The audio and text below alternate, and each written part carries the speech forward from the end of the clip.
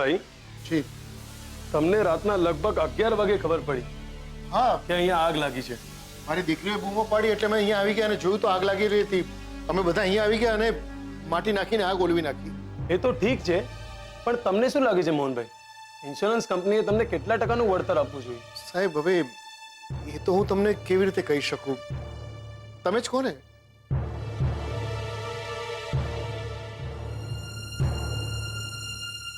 વેલ, હું વધારે ટાઈમ નહીં લઉં. મારા હિસાબથી તો 1% બી નહીં. શું? આમ કેમ બોલો છો પ્રકાશભાઈ? મોહનભાઈના પેપર્સ બરાબર છે, એમને પ્રીમિયમ બરાબર ભર્યા છે, પછી ક્લેમ રિજેક્ટ થવાનો કોઈ મતલબ કે પછી તમને ક્લેમ પાસ કરાવવા તમારું કમિશન જોઈએ છે? એવું કાંઈ નથી મિસ્ટર વસંત, હું તો ફક્ત મારી ડ્યુટી જ કરી રહ્યો છું. અને જો સાઈડમાં એક્સિડન્ટ થયું ના હોય, કરાવવામાં આવ્યું હોય ને, તો કંપની પાસે પૂરેપૂરો અધિકાર છે ક્લેમ રિજેક્ટ કરવાનો. અને ઇનફેક્ટ તો કંપની તમારા પર ઉલટો કેસ કરી શકે છે, છેતરપિંડીનો. એમાં શું બોલી રહ્યા છો તમે? અમે લોકો એવા નથી. અમે શું કામ કરીએ આ બધું? અમારું જ નુકસાન કરી ગયા અમે સાહેબ. હું જાણું છું મોહનભાઈ, મને માણસ અને સાઈડ જોતાની સાથે જ સમજાઈ જાય છે કે કોણ સાચું છે અને કેટલી સચ્ચાઈ છે. તમને કદાચ આ વાતની ખબર નથી. આ બંને વાયરને જરા ધ્યાનથી જુઓ.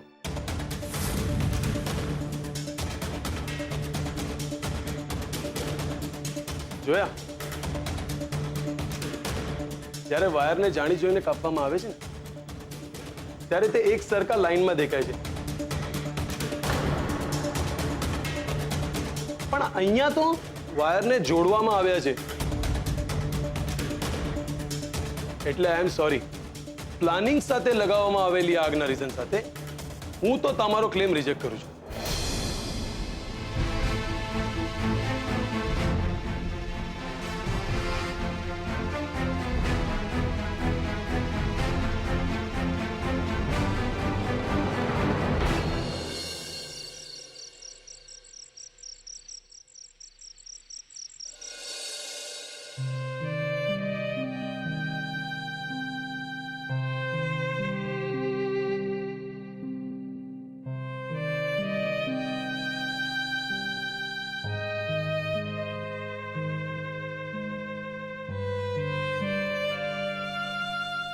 શું થયું?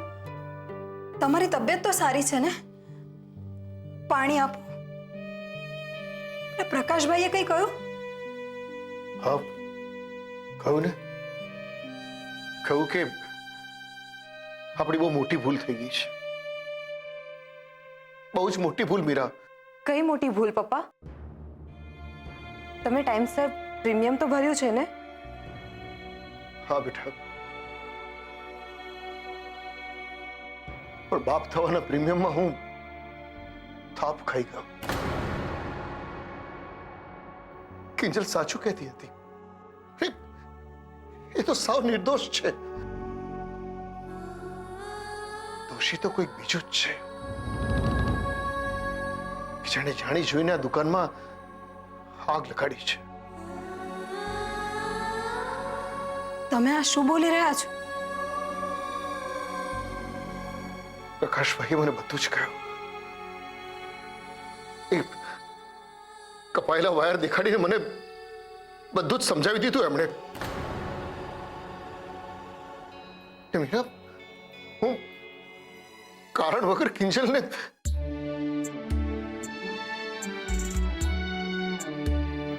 કિંજલ કિંજલ કિંજલ કિંજલ બેટા, મને માફ કરી દે. અજાણતામાં હું તને ઘણું બધું કહી ચૂક્યો છું. જો બેટા, હું જે કઈ બોલ્યો ને એ મન પર નહીં લેતી.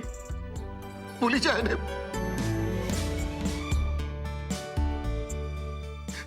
બેટા, તારા બાપ ત્યાં જે બહુ મોટી ભૂલ થઈ ગઈ. ના ના પપ્પા, તમે આવું બધું ના બોલો. મારા માટે તો એ જ બસ છે કે તમે અને મમ્મીએ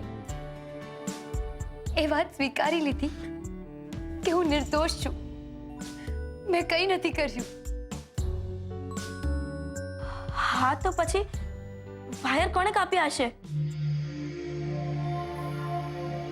કિંજલ, તું જ્યારે ટી સ્ટોલ પર ગઈ ત્યારે તારી સાથે બીજું કોઈ હતું? ના મમ્મી, જ્યારે બીજી વાર હું ટી સ્ટોલમાં ગઈ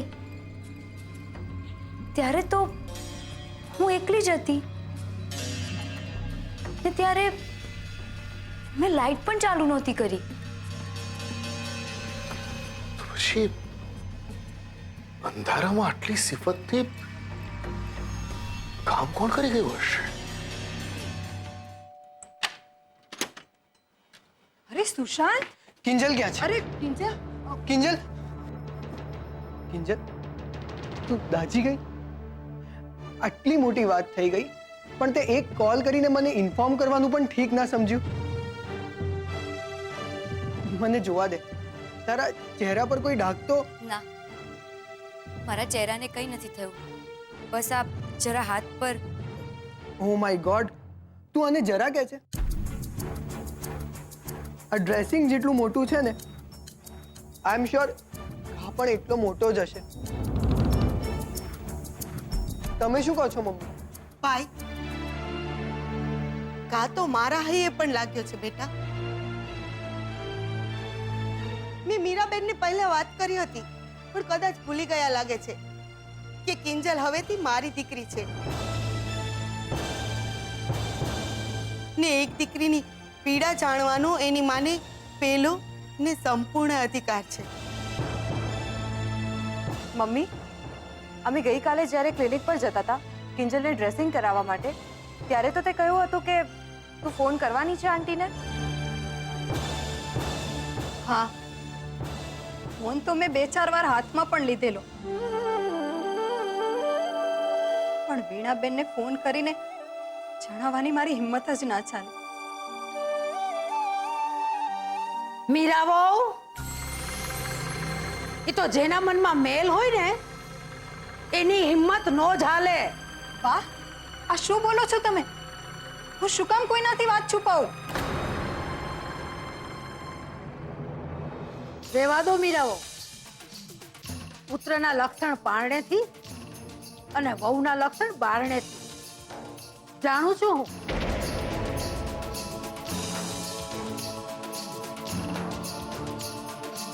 મોહનને આવી સૂઝ નથી અને તમને આવું સૂઝતું નથી. આ તો મેં જ ફોન કરીને વીણાબેનને બોલાવ્યા અને કીધું કે ના બાપા આવીને જોઈ જાઓ. જુઓ વીણાબેન, તમને જરા ખરખું જેમ લાગતું હોય ને કે આ દાજિયાનો ડાઘ મારા ખોરડે ન ખપે,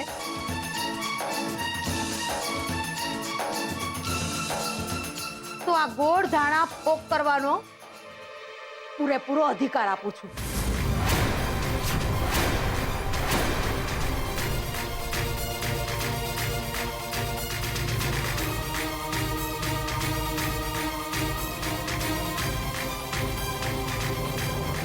બાપ, શું બોલો છો તમે? માફ કરજો વીણાબેન, તમને માત્ર કિંજલનો બળેલો હાથ દેખાય છે. અરે એને તો આખી દુકાન ભરતી બચાવી છે.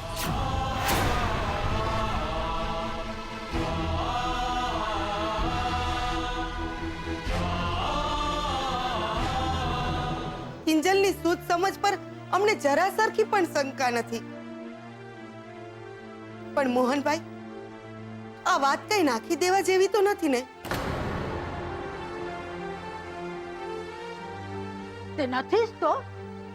અરે લગ્નની બાબતમાં છોકરીના નાક નકશાથી લઈ ગુણ સંસ્કાર હંધાઈની ગણતરી માંડે.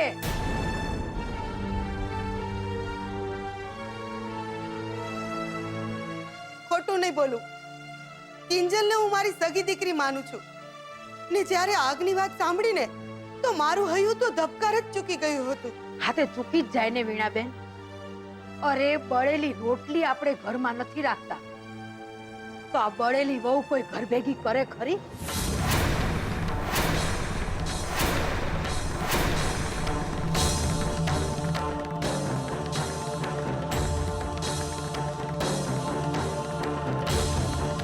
એટલે એટલે એમ કે સુશાંતે ચોખ્ખે ચોખ્ખું કહી દીધું કે પેલા ઈ કિંજલને મળશે, એના મોઢે કે શરીરે કઈ ડાઘા ડૂઘી તો નથી પડ્યા ને?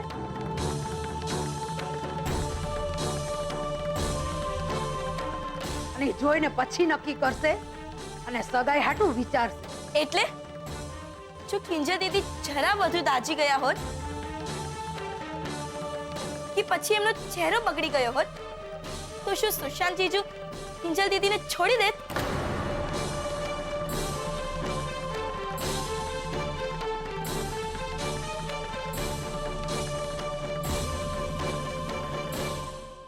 ના હોય કઈ બેટા, અરે એનું મંદિર બનાવી અને એની આરતી ઉતારત લે.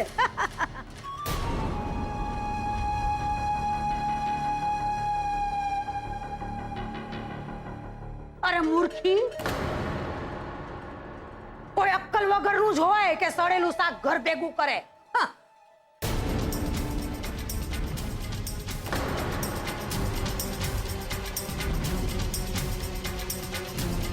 બા, તમે કિંજલને સડેલું શાક કહો છો? ના તો શું તારા ફૂલ બેટનું તૂટેલું બેટ કહું? મને એક વાત કહી બીજલ, કે તું આમ બજારમાં ફૂલ બેટ લેવા જાસ ત્યારે એનો રંગ, જાડી, પકડ, હાથા બધું જોશ કે નહીં? પણ બા, કેમની જરૂરિયાત કહેવાય? તો આ જીવનની જરૂરિયાત કહેવાય. તમારી વાત સાચી છે વીણાબેન, મારી ભૂલ થઈ ગઈ. મારે ફોન કરીને પહેલા જ તમને આ વાત જણાવી દેવી જોઈતી હતી. ના ના મીરાબેન, વાત માફી માંગવાની કે કહેવાની નથી. બસ થોડી તકેદારી રાખવાની છે, તમારે પણ ને કિંજલને પણ. કારણ અહીંયા વાત ખાલી હાથના દાગાની નથી.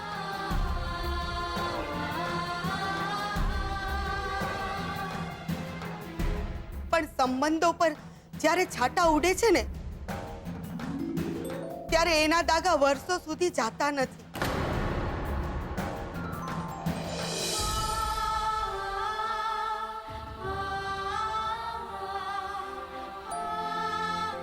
હા હા, ફેલ તો હું આ વખતે કિંજલને કેમેય કરીને નહીં થવા દઉં સુશાંત કુમાર.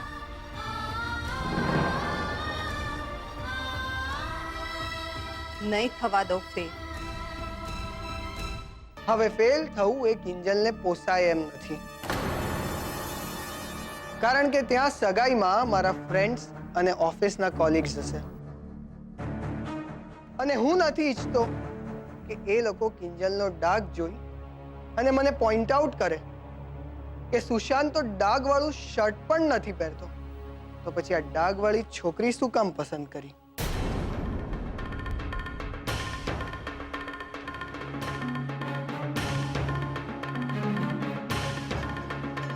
લોકોનું શું છે સુશાંત જીજુ? બોલે રાખે.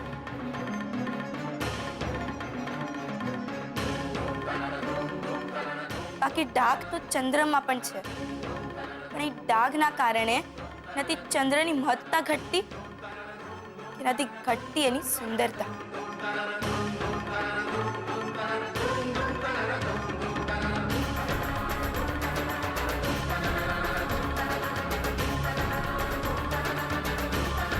પણ બોલવું પડે.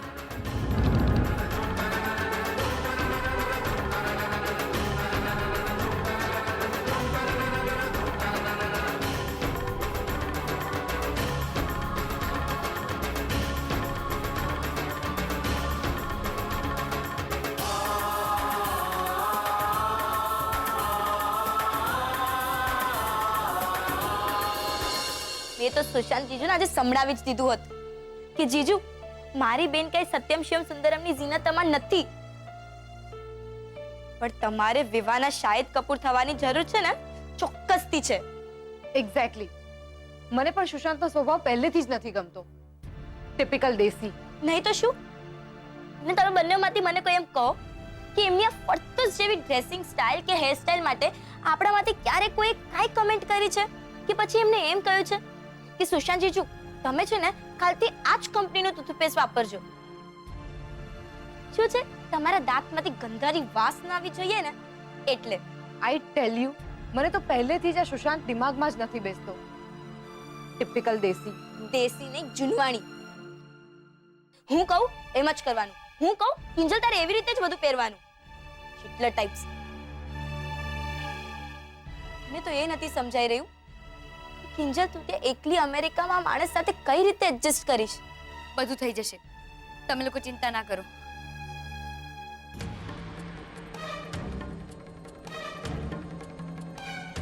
કિંજલ, એમ કેમ અમને ચિંતા ના થાય?